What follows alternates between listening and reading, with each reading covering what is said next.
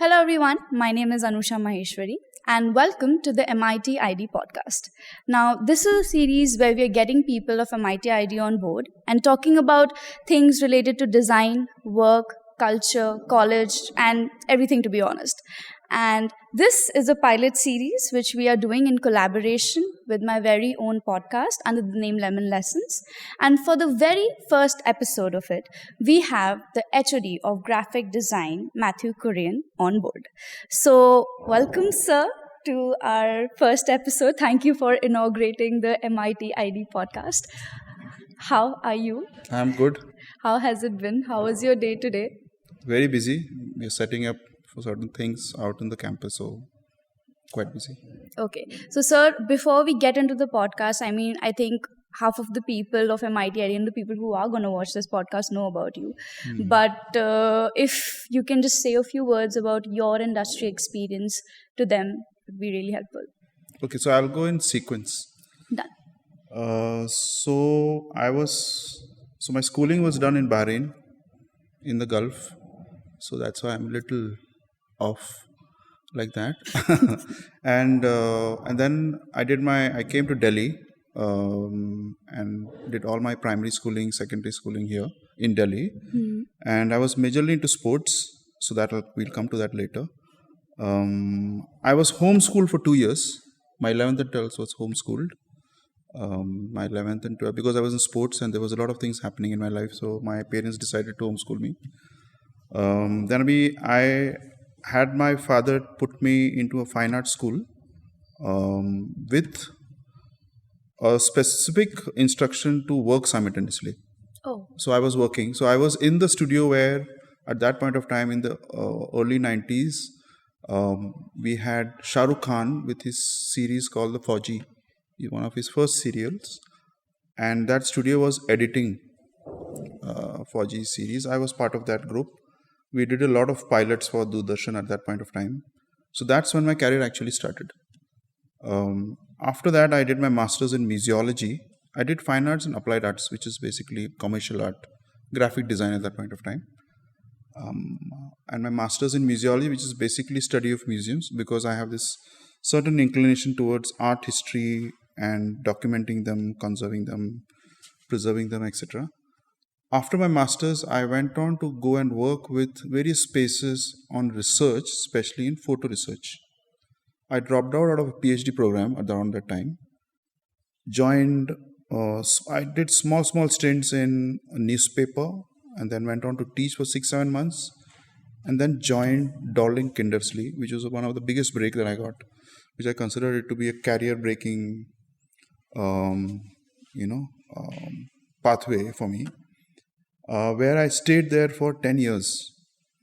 And that actually changed me in many spaces, because what really was happening to me was I understood the basics of design. I'm not saying graphic design. And it was what DK was doing DK is actually a visual encyclopedia space run by two designers, Dorling and Kindersley, UK-based designers, later taken over by Penguin Random House. And we were designing books, we were doing all kinds of things. Towards the early 2000, we were doing apps and we were doing ebooks, very early age on. We also were, DK was also part of an Apple, what do you call those Apple telecasts when they showcase their products. So when they first started, showed their iPad, they had showcased iBooks with DK books. So all that was happening. And towards that point of time, we used to do books, but apart from books, we were doing many other things. I was also moonlighting as a photographer. I did a lot of events. Many of my friends were getting married, so I was also doing candid photography at that point of time. Now it is a trend by itself. And during that time, we were also doing a lot of t-shirt graphics. So in one of my journeys in the train, I can actually name him, he's Sartaj, he knows me. We met in a train and he saw one of my t-shirts and he said, "How did you make this?" I said, "My wife made it." Okay, come over to my office. We have an entire season on t-shirts. So during that time, we got our first commission, we did, I think we did some 250, 300 t-shirts, one entire season of United Colors of Benetton. And then after, during that 10 years, I was also exploring on many things. I was doing videos, we did After Effects, we did many things in that studio. It was a great space to be in. After 10 years, I was at a point where, in a certain way, I reached saturation. And DK being very mindful of that space, and I'd got an opportunity to work in a sports magazine. So I joined the sports magazine, and then came everything else, which was sports, shoes, clothes, reviewing them, looking at products, and then that all came as a as a manifestation that I had in my childhood to acquire a lot of shoes and material for myself, because my parents could never give that to me. So I thought, this is the time I would want a North Face jacket, a Nike shoe. I want to review that. I want to do this. So I did all that. And then joined ITC. I was there. What I did was, so if you remember, Classmate notebooks started off by landscape covers. Yeah. So when we reached there and we started looking at landscape photos, we introduced the aspect of licensing images in Classmate. And we were also looking at Disney licenses at that point of time. And it all changed. Then Classmate suddenly changed with Disney and etc. And I didn't stay there for more than, I don't know, some specific time, a very short time, stayed there. Joined EY. So EY is an audit firm. Helped them to work with under the paradigm of designers. I was doing a lot of training programs. And all this while I was doing this, I was training my junior designers. So mentoring and training was a default, I don't know, like a attribute that I had. And also maybe I was the eldest brother of two of our siblings. So, the general bullying came very easily. So, so then I joined EY, and after EY I joined ITC, and then during ITC, there was an offer by NIFT Chennai to come and do some workshops. Okay. That changed me, and I said, this is it.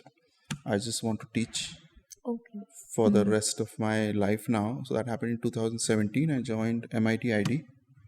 And so there was a lot of homework that I did for MIT ID. And I figured out this is one of the finest at that point of time. And here I am. So I'm continuously working. So I do simultaneously do a lot of book projects. So the book here, Style of India, got the CI Design Excellence Award in 2017, just when I joined MIT ID. And multiple, all kinds of things fall into my head. So That's amazing, sir. And this one question was also asked by one of the juniors in the Q&A thing that we surfaced around, and that is, you have worked in so many places, you have so much experience, you have gotten into the industry in so many ways, but why teach? Like right now you said that it changed you as a person. What happened? Why did you decide to now I want to teach children, and why not get into the corporate business and be there?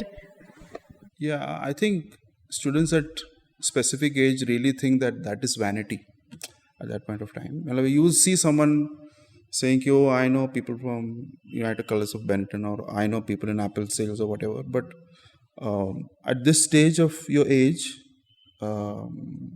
you know that it doesn't have that much substance by itself.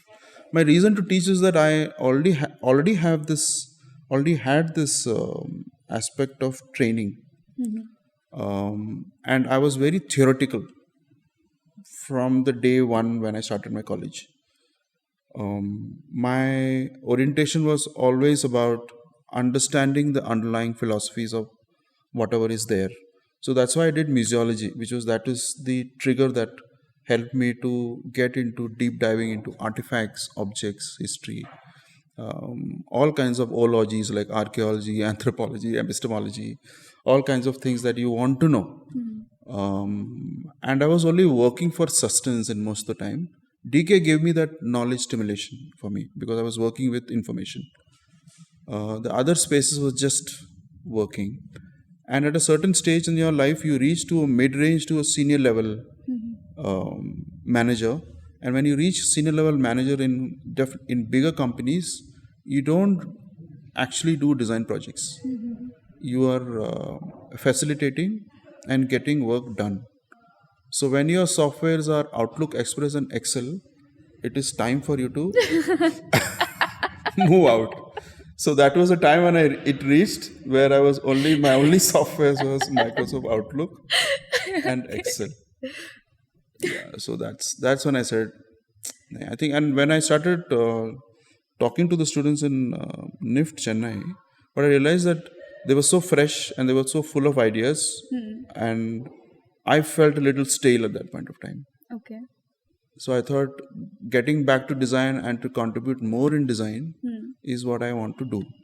So even now, when I am thinking of getting back in the industry, is to just to facilitate as a practicing designer. That's why I joined ADI, and then some of my industry designers and all these guys said, join NEC. So NEC is the National Executive Committee which looks after the ADI and its functions. So I'm elected for 2 more years to do things and facilitate things for the Association of Designers of India. So I'm in both these worlds, So I dwell in both these worlds, and actually in design education these worlds are one. It's not how you see it in other fields where you teach something, you practice something, and eventually you do something else. It's in the same paradigm. Yeah. So students think that I'm teaching, but most of the time I'm actually enjoying in what I'm doing and giving them their experiences. Yeah. And I think it's the best way, because I was also mentored by many of the fantastic people. So that experience also I have to give out in some way. Yeah.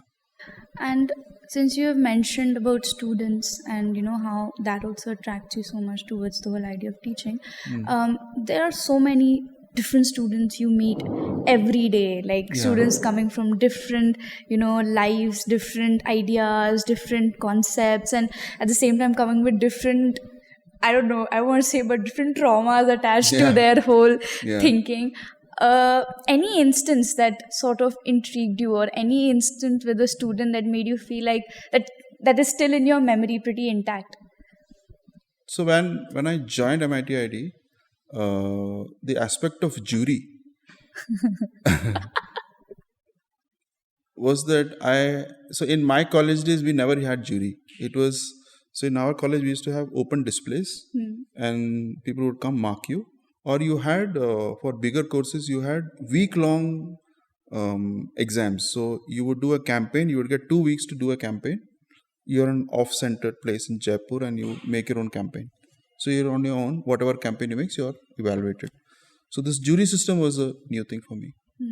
So during my I think it was the second jury back in 2017, there was this boy who was very adamant and didn't have the inclination to learn, and he was just being a little stiff. So I really felt very bad for him, in a sense that I was really trying to empathize with what is happening to him. Why is he so? Because of no experience, because I didn't know that this is a thing that happens to a lot of students here. And he was acting very awkward, and there was a lot of argument. So that really it's still very clear in my head, and whatever that happened, I tried to understand where it's coming from, and that set whatever in a space that these are things where many of the stakeholders are sitting across, both are equally anxious. Here there's certain people who wants to look at the product that is going out in the industry. There's another person who doesn't want to be looked at as a product. And is equally anxious on how the person will be judged on their work, and they will be judged as a person, they will be judged as whatever they've done. So it's a very interesting space to be in. Yeah. So, and these are spaces that I play around with. So I'm good for good, I am bad for good, and good for good, bad for whatever the combinations are. So So that space is what left behind. And most of the time the kids are initially used to get very inhibited by me because of who I am as a person. But they eventually, when they reach their third year, fourth year, I become their shrink. So most of them, they come, sit. There are many your senior batches who would just come, sit in my cabin, and just would say, "Sir, we are just being here. We just want to hang around, see the books. You just don't mind us, do your stuff." So there used to be a lot of students. There was one master student of mine who would just come and do his work in my cabin, and that is what he wanted to do. Oh, okay. So he would just come, sit, open his laptop, and start working. I would do my work, and he would do his work. So yeah, but these are all spaces in design. When we used to work, the general folklore of design scenarios is that you act like a boss. But when you go to a very good ecosystem, you realize that everyone is equal. So it's in management, it's called the matrix level of organization, where there is no head. And in design, everybody confront each other very equally as people. Like even for me to talk to my immediate boss, I really say things what comes into mind. I don't have to be very cautious about and keep this aspect of respectfulness or etc. If you feel something, you say it aloud. So like that, so I am brought up like that. Like I'm from Kerala, and from the spaces that we are in, many of these spaces we are treated as equal. So when we are treated as equal, and in all my spaces, I've always treated people with equality, and this is the freedom that I want, so I give them that freedom. So then what really happens with students is that they become really cool, and sometimes they're really difficult to handle. So they will say things that you don't want to hear, but like a adult, you just have to let it go. Okay. Yeah. But okay, so right now you mentioned about jury. Yeah. A lot of people are also very, even like the first years, most of them, they come to us. They might I don't know if they come to you about the whole concept of jury. Yeah. What is it? What is your idea of jury? Do you think it's important? Do you feel it would validate the student in any which way, or like, yeah? Yeah, I think, see, the thing of aspect of jury is one of the finest thing that design education can do. Okay. Is the aspect of putting you to a spot to talk about what you've done, and articulate it in that specific time. So this is also a stimulation of how you will represent yourself in all these spaces. So no matter whether you are an introvert, an ambivert, an extrovert, you have to talk about what you've done from the space of what you've done. We have not, in design education, we don't tell you, and like many in the departments, we don't tell you what to do. It's most of the time it is introspection. It's a self-guided thing that you guys do. So when you say that, you have to represent yourself, and that is far more, how will I say it? It's far more intimidating, because you are talking about yourself. This is what I feel. This is what I want to do. So that is kind of intimidating, and for students to experience that is absolutely necessary. And you see them really blooming in the fourth years, and when they present their juries, the final juries, the grad juries, you know that these are the students who would not even raise their heads up and would not even have the guts to actually talk up and speak articulate words, and now they are just delivering like they've done it forever. Yeah. So you see that change. Yeah. There are many students who have seen that change, who just come to my cabin and say, "Sir, I can't do this." And so I think juries are to be done. I think it should be done in all education aspect, where students come and present the work.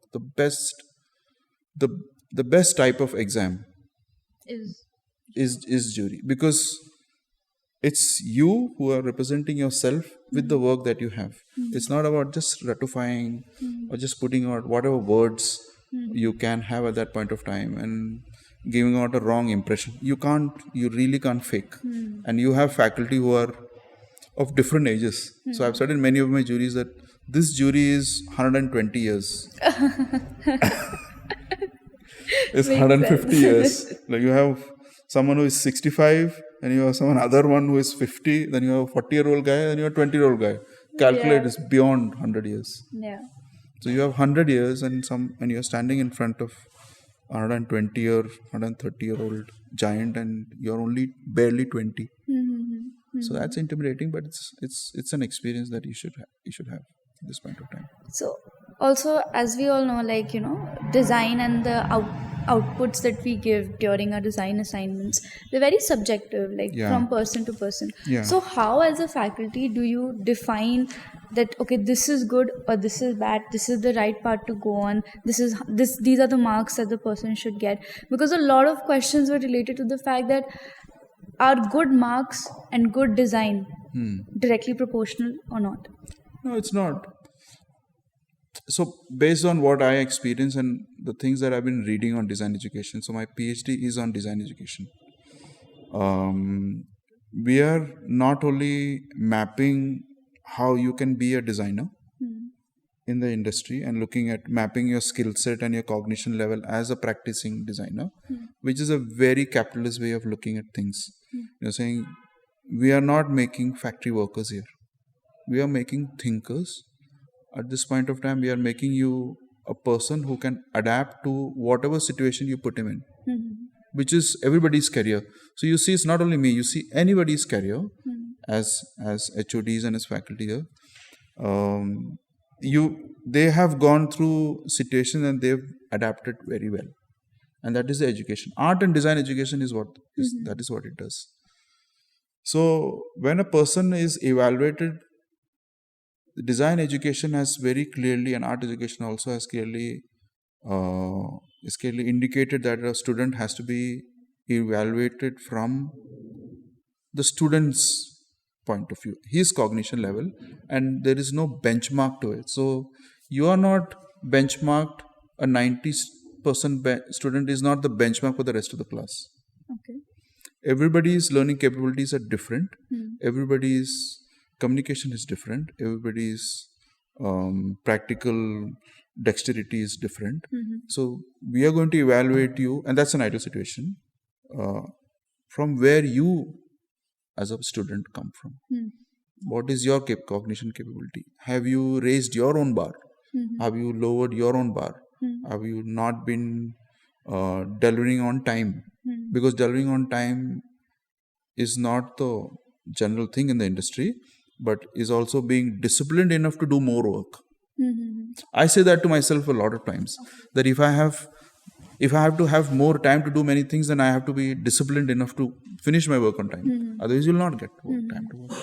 So we see that in students, and every student is most of the time equated with more or less 3-4 categories of cognition level, aptitude in studio skills, how is your general attitude, and how have you dealt with this scenario, and how creative and innovative were you in this situation. So 4 basic attributes is what we evaluate with.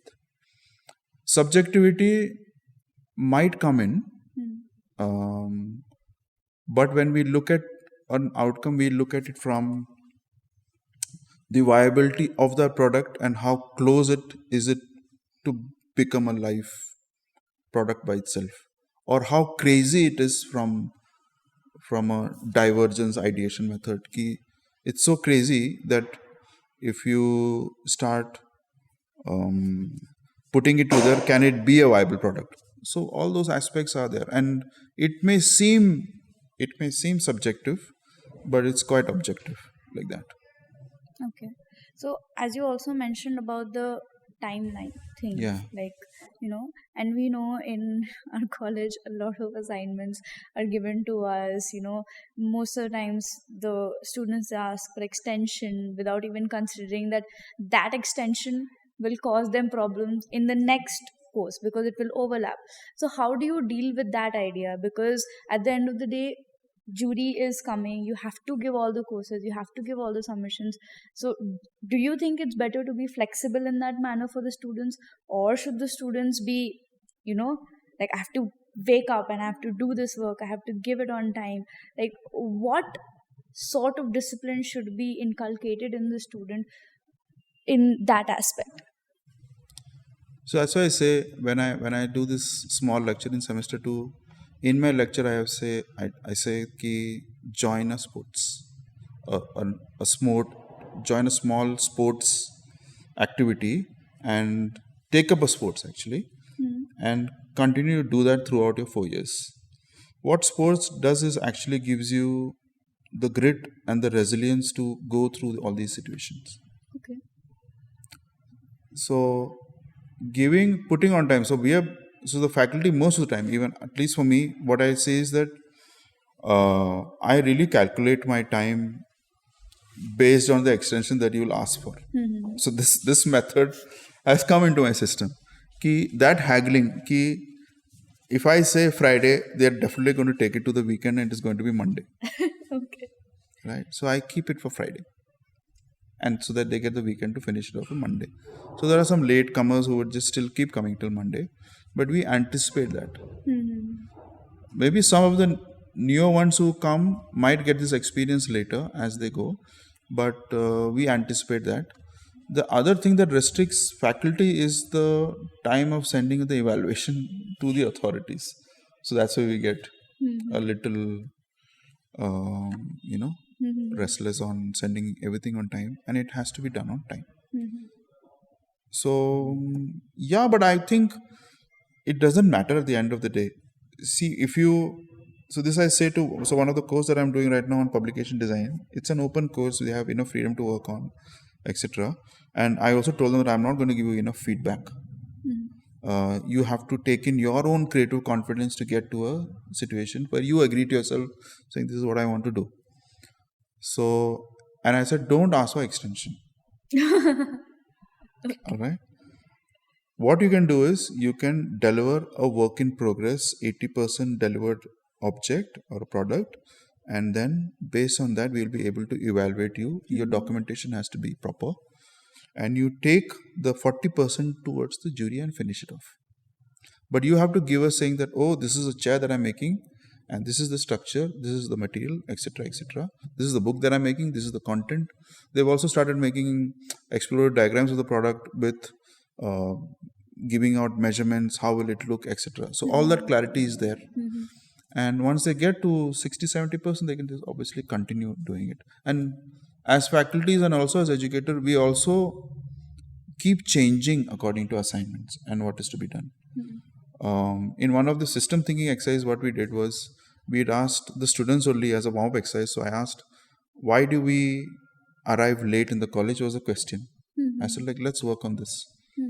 So as faculty, we don't realize that the students wake up at 6 o'clock, go whatever they do, breakfast, laundry time, many other things. They go out to have lunch or how to go out to have breakfast. So there is a lot of things that happens in the morning. Yeah. For us to anticipate that they come in time in the class at 9:15, 9:30, we have to be a little empathetic by understanding those aspects also. This only can happen in design education, by the way. Yeah. Okay. So being on time, being a little disciplined, the resilience to go through it, the resilience of constantly introspecting, because that is very traumatic. You constantly introspect on what you do. There's no other education factor where it says introspect and give us your product. You're constantly questioning yourself. So that is a little daunting. Yeah. Especially when at this time of your age, when you're adulting and a lot of things that you guys go through biologically and physically. So that we understand. And that we understand as parents also. So we keep time, but we also want students to develop this aspect of discipline to deliver on time. Yeah. Because delivering on time later is going to be someone's money. Exactly. Yeah. Yeah. And it's big time money. You saying that I'm only creating a logo, but that logo of that company is worth 1,000 crore or 100 crore company. Yeah. So for you, it is nothing but a graphic, but for them, it's their identity. It's how they will be, looked upon. So that seriousness is developed, I think, in incremental stages like this. And on-time delivery is what you have to do. And in life, you're not delivering on time. You're wasting time. You'll be able to do lesser amount of work. Hmm. But as you mentioned that later on in the stages of your life, the work that you'll provide will cost a certain amount to Yeah, someone out there. yeah, So the gravity of that particular thing that we're doing in college increases to, I think, 10x when we go outside in yeah, the industry. yeah. But that is the output bit of it. What about the input bit? Like, for example, in college, the assignments that train us to design are very open ended to some extent. We are not given briefs in a manner that they tell us what to do. So similarly, is this the same situation that happens in the industry, where the briefs that are given to you are very open ended? You need to come up with something. Are these the expectations that the industry has from us, along with the obviously the deadline expectation? See, when you are getting educated, especially in art and design, I'm using art and design because I've got trained in art, and then later in my masters, really close to design.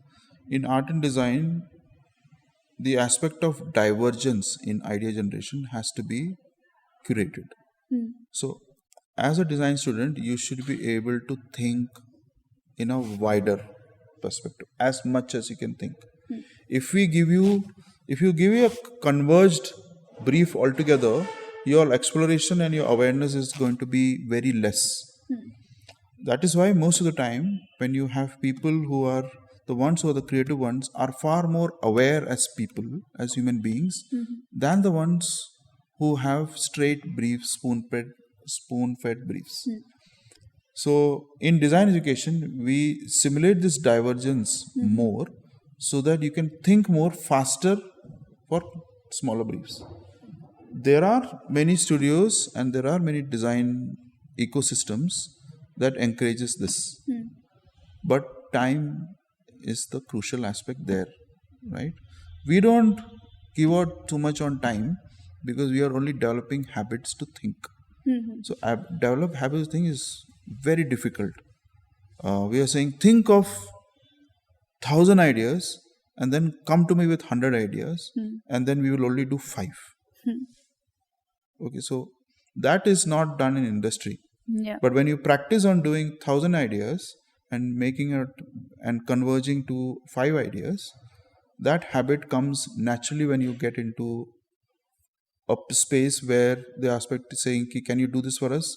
In your head, you've done 100 ideas. In that spot of time given to you, do 100 ideas. Yeah. Okay.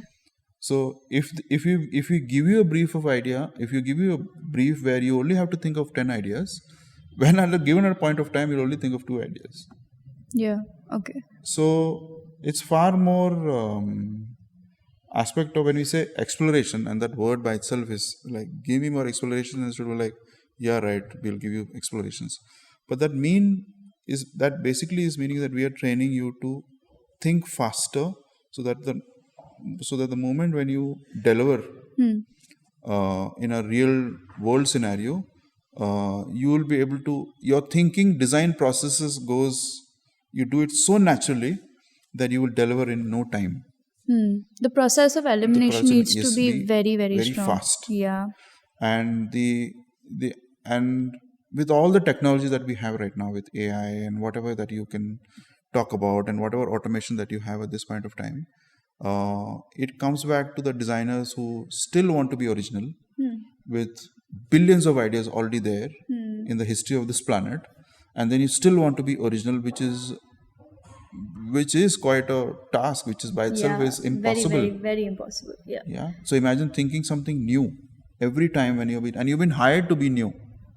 We are going to give you money To for think you to something think new. something new.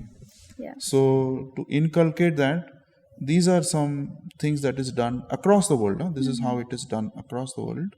We are not doing something that is only in MIT ID. This has been done in NID. This is done in all the spaces from IDC, where we've given far more broader briefs for you to explore the world and understand its systems to deliver a worthwhile, at least not a solution, but at least an intervention. Yeah.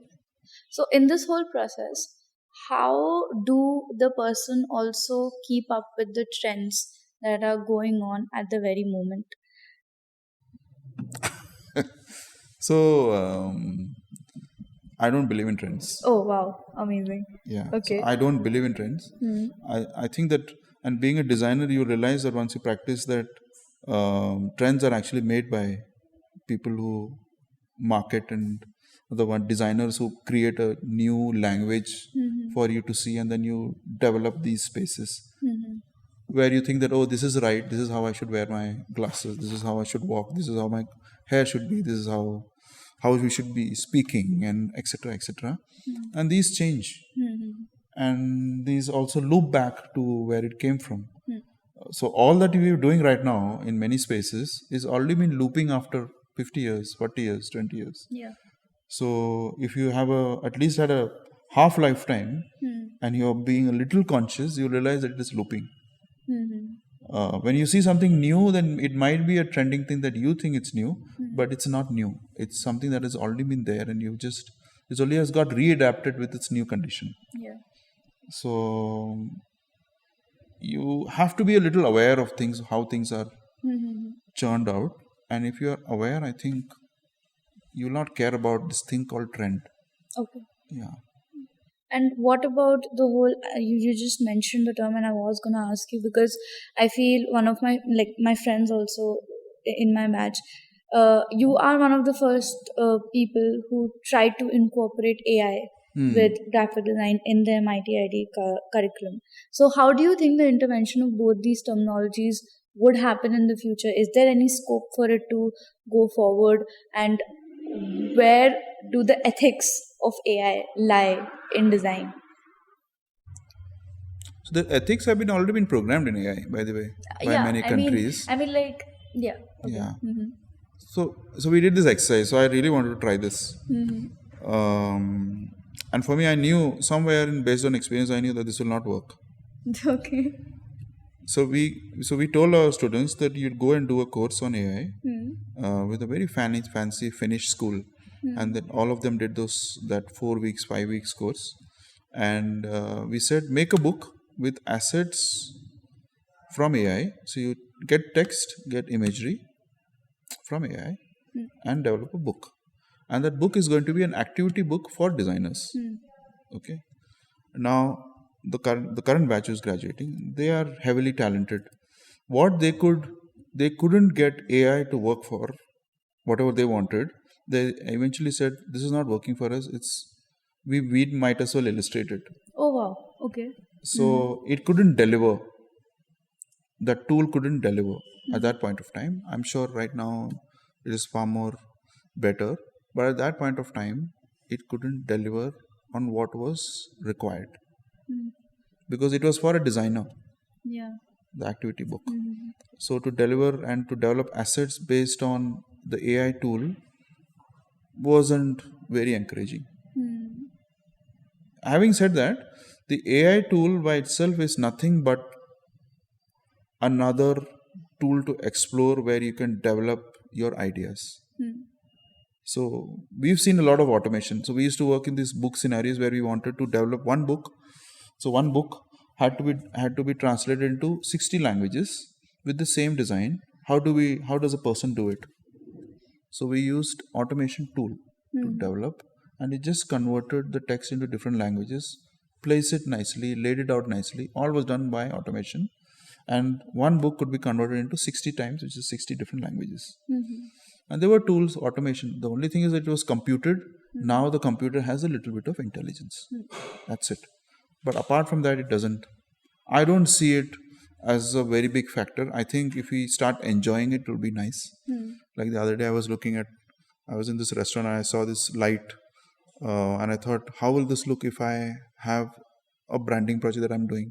How will this look in that name of that branding project? So I took a picture, went to ChatGPT, put it on Dolly saying, develop a similar thing in these words, and it developed an image. And I got an idea. So I didn't like the idea. I thought this is looking a little cliche. wow. Okay. So it only enhances. It only enhances the way you think. It helps you to think better. And you take this as a tool. You don't have to be overwhelmed by taking your jobs, etc. There are many other things that will take away jobs. There is the economy that will take away jobs. There will be the war that is taking your jobs. There are many things that is happening at this point that will take away jobs. Automation always has taken us jobs. Like if you see the first factory of Ford to the factory of Ford now, it has taken away all the jobs of the people. Yeah. So automation eventually takes away jobs, and efficiency will take away the mechanical thing of doing. And if when you put in efficiency, it is going to eliminate human, the human whatever sequence of work. Yeah. So, I mean, this was also one of the questions that we had, where the person directly just asked, "Is there any career in graphic design?" Okay. So, graphic design is a term that has been used in the Americas and still exists as in Americas. What in different parts of the continent, different parts of the world, graphic design is still relevant because they practice this as a form of expression. Okay. In our context, it's more communication design. So, if you see the structure of the courses that we have, and I think in almost all departments, what we're trying to do is we're trying to develop a personality who can most of the time adapt to many of these situations. So starting from semiotics, identity design, packaging design, system thinking, illustration, movie making, title sequence, human factors, visual human factor, etc., etc. These are all, every course after third year is a pathway to become a designer by itself, a niche designer by itself. Just because you have a tool that can generate a graphic doesn't mean anything. Before AI, we had free pick, we had splash. Has it affected the photographers? Yes, it has affected the photographers. Now the photographers have become far more expensive because you're getting a real-time shoot rather than a generated shoot. So, like that, everything is at risk if you see it from that perspective. And I think it's a little immaturish to think like that, because if I can start as a person who's started only writing scripts and making storyboards to be in the jury of a global footwear jury and be in competition of making toys, doing many other things, that is what we inculcate to. I am not only a graphic designer. I would eventually become a designer, and maybe later, and many designers turn into being artists. So eventually they become artists. So when you ask this question, it only shows the level of experience that you have in that sphere. Yeah, makes sense, because I think I also sort of interviewed one of your students before on my podcast, and there she mentioned that I would never term myself as a graphic designer. I'm more of a designer who's trying to, Yeah.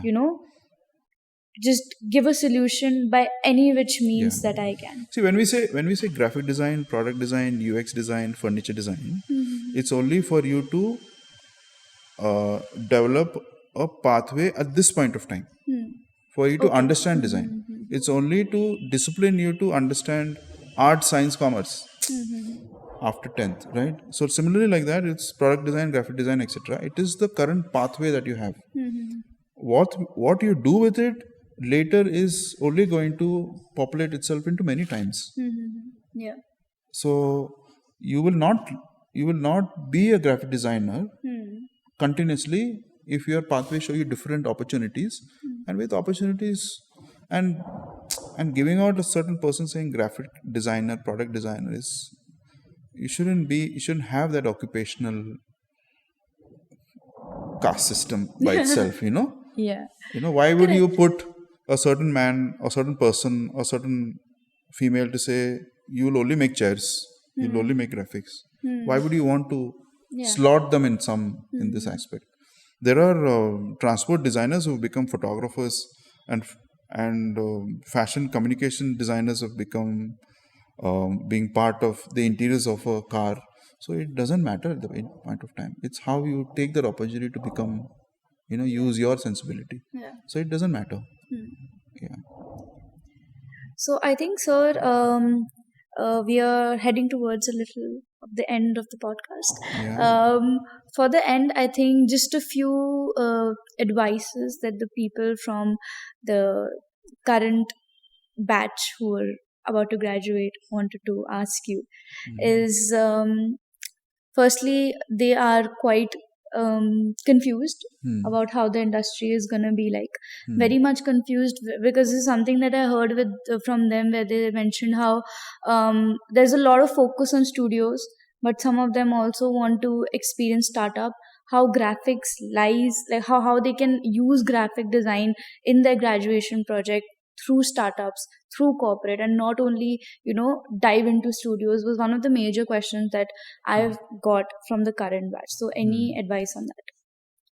Yeah, so I wouldn't mind any student going and working with a startup. Yeah, for sure. The only aspect is so for us a graduation project is still a course. It's just I briefed them in the morning today. As far as it's still a course, and it's a course for everybody. It's a 16 whatever credit course or whatever. But when they go out to the industry, we want someone to mentor them with their experience, so that they can deliver on what they've applied in the institute.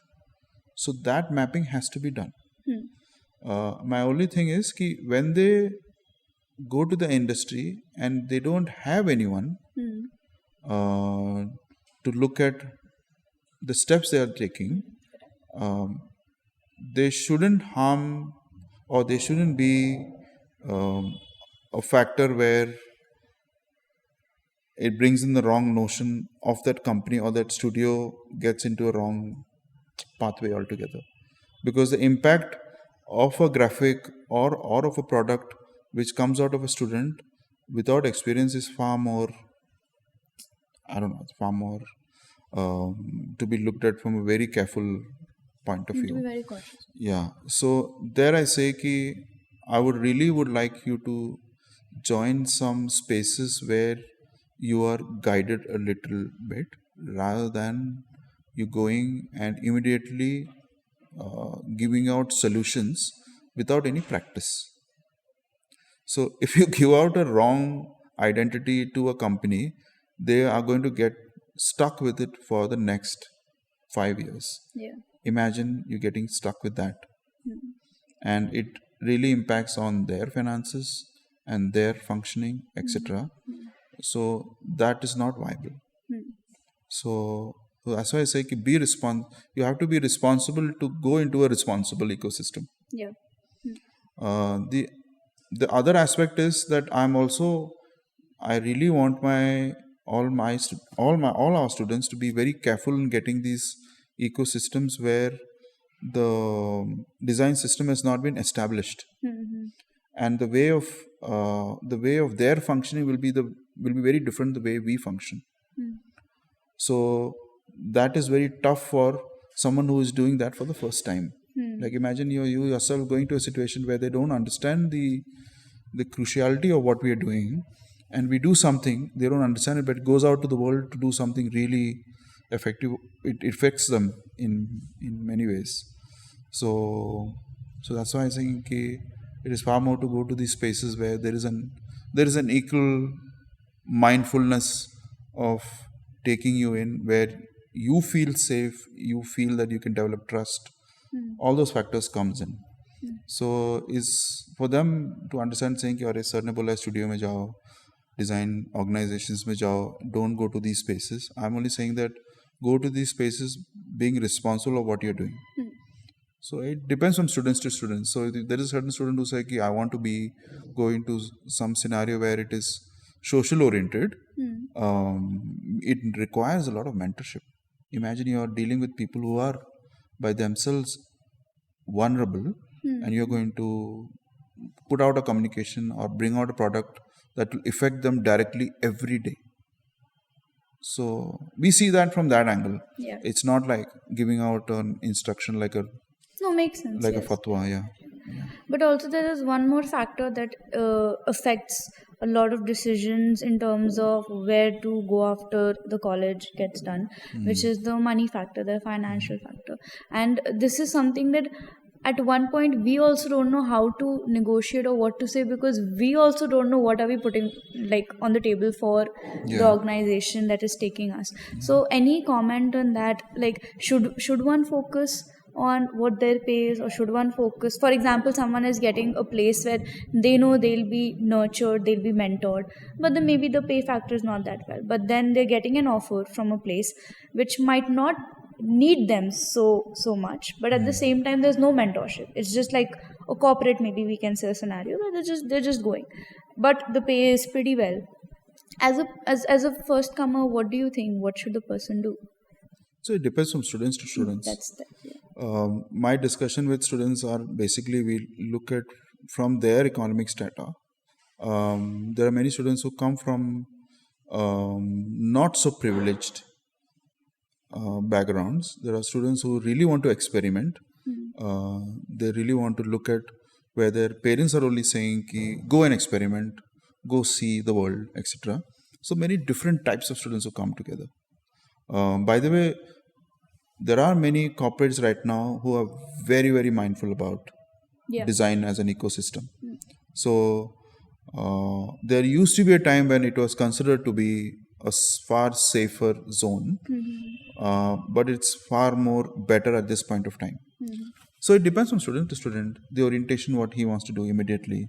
There are the ones who really want to, there are few who really want to get into the ground level of looking at what print is done, how smaller studios work in. They are not, there's one of my students who I keep telling them that you would do very well in good places, you will earn more money. She says that I don't want money at this point of time. I just want to be out there and see what my products are, how it gets live, etc. So the priorities of all these students are very different. Yeah. Another thing is that if they don't get it right, it is as faculty, and we know them for the past 3.5 years, as people, we recommend. We're saying ki, you're from this privileged background, let's look at it from this angle. The person is clearly saying that I really want to give back the amount of expenses that I've done this 4 years. How can I give it back quickly as possible? Is there a scenario like that? And there are many students who we get them into these opportunities. Keeping the fact that we are very close to the industry. Many of these studios really come to us and saying, we have received so many applications, can you help us? Yeah. Yeah. So we put our foot forward and say ki, and we give them the list of students where we think that will do very well. And this has been an exercise because we give them better students and we give them people to work with, and they come back to us saying ki, okay, and it has become a cycle, and that also becomes placement scenarios, and that is one of the most unique voices that we've created in this institution, where it's not industry. Actually, I don't want to call it, I just want to call it practicing and really less practicing designers come together to to create this space. So it's different scenarios. So generalizing it is not going to be justified. Yeah, makes sense. But okay, if you have to give the students an idea of what all small things that they should, like a checklist maybe, that they should keep in mind while they're going for selecting their graduation project, let's put it in that manner. So one good space, because where we've completed 17-18 years, just first of all figure out the space through your alumni. Okay. Through your alumni. That's number one. So Yeah. so a space might look very fancy, but the working style you might not agree with. So I think you should have enough awareness around that studios of kind of work they're doing, who's heading that space, what is the reputation of the studio or the organization. Is there an alumni? Is there someone you know? Yeah. And these spaces are now become very narrow, because nowadays it's most of them also don't give out these spaces. They only take when you apply, and then we see their work and they really want to take you in. You create your own opportunities, by the way, in these spaces. So a good research Is required. background research is required. Okay. That's one. The second is you should be ready to adapt to these situations. Matlab, in a sense, please don't, like I'm saying this as a checklist for yourself only, ki please don't take yourself too seriously that you think that you could develop a product which has been developed for so many years, and it's also it's it's not justified where you create a product in the classroom which is equivalent to which is what is in the industry. You're only doing that for the first time, Yeah, correct. right? This product has been developed after multiple iteration with multiple stakeholders. So for you think that you can develop this product is unjustified on you yourself. So be very open about it. It's okay to be confused. Yeah. I think a lot of people need to hear this. It's okay to be confused. It's okay to be confused, because if you're confused, you will learn. Yeah. If you have, so many of our things are very sorted. So the more sortedness you have, the more closed you are as a person, because you know that this is going to happen, and it is not going to happen in those steps. Yes. It is going to affect them. So it is okay to be confused. It means you're open to learning. And I say that to many of my students in various these things that, sir, I'm confused. I say, like, brilliant. So they get all this from all our faculty. So they come to me saying, I am confused. It's like brilliant. And they say, like, sir, aap pata nahi kya bol rahe ho. And then they go to some other faculty and it's like, ma'am, we just went to Mathew sir and he said confused, and he said it's brilliant. They also say, but it is brilliant. It means that you don't know how to proceed. It means that now you're going to learn. Now it's going to, what is going to happen to you. So please, you have to be, it's okay to be confused. At this point of time, also empathize with the studio. Yes. Also empathize that they also want talent. There's a lot of talent out there. The talent is just not the national pool, but it's also an international pool. So you have to see from that aspect also. So checklist, I think the basic checklist is look your background, be open, be confused, and don't take yourself seriously, and whatever is coming to you at this point of time is not going to be the last thing in your career. This is just your first milestone. Correct. Yeah. So you're going to travel for another 1,000 kilometers. This is just the first milestone. And by the time you reach 25th milestone, you'll forget this first milestone. Yeah. I'm saying this with experience. Yeah. Right? So this is only a first milestone. Whatever comes by at this point of time and space, take it, accept it, commit and execute, and just get over with. And then your opportunities only will open, it will just broaden up later. Amazing. Thank you. Yes. Thank you. Okay, sir. So the end of the podcast, we have this common question we ask every guest on the podcast. One is that and this is like a personal my podcast question, which is, what do you think is the yellow in you? What do you think is something that puts a spotlight on you or makes you different? Wow. I should have. I've seen your podcasts, most of them. What is the yellow in me? So if you would have asked me this personally, I would have given you a lot of crazy things as what is yellow in me. But keeping this formal, I would say, I don't know, my general attribute of just contributing, I don't know. My yellow is, I think, coming to the institution every day, and it's not work. So my yellow is the play that I have. The play that I have every day is my yellow. So this is play for me. Yeah. So So it's when we say work-life balance, I say it's not work-life balance. It's a balance of play between play and between play, and I have to just prioritize which play to go first and which go to go in the last. So so it's the play. Lovely, sir. Amazing. And if you have to sort of tell us any, I'm not going to put a number, any lesson that you have learned along your whole journey. Wow. So I keep saying this to my son, is that we put him into sports very early. So when he was 4 or 5 years in the first school, we told his school PT teacher, we've met more physical education teachers than subject teachers. Physical education teachers and art teachers. And so I have inculcated this. This has come from my parents, my family, my friends. Is that sports is the most important aspect for you to live life healthily. And that I think is the biggest thing that I have. So I might look like a bodybuilder, and I correct people saying that I'm not a bodybuilder, I'm an athlete. And as an athlete, you continuously, if you are into sports, if you continuously are in the space, your surrounding is going to work out for you, because it is all going to be positive, because you know that you can get through it. You have that grit.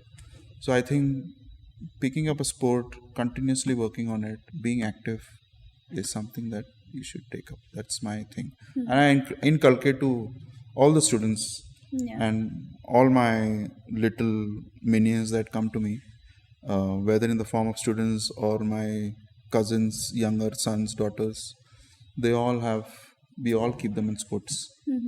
So I think that's the one thing that we all do. Lovely, sir. I think it was just amazing to have you on the podcast. Had a great conversation. Thank you. And I hope this airs soon and everyone gets to be a part of this conversation. Good. It took us a lot of time to actually come here and shoot it. Yes. But we made it on time. Yeah. Yes, I kept a watch at the time. But yeah, it's a wrap. Thank you so much. Thank you. We are done. Thank Let's you. go. Yes. Thank you.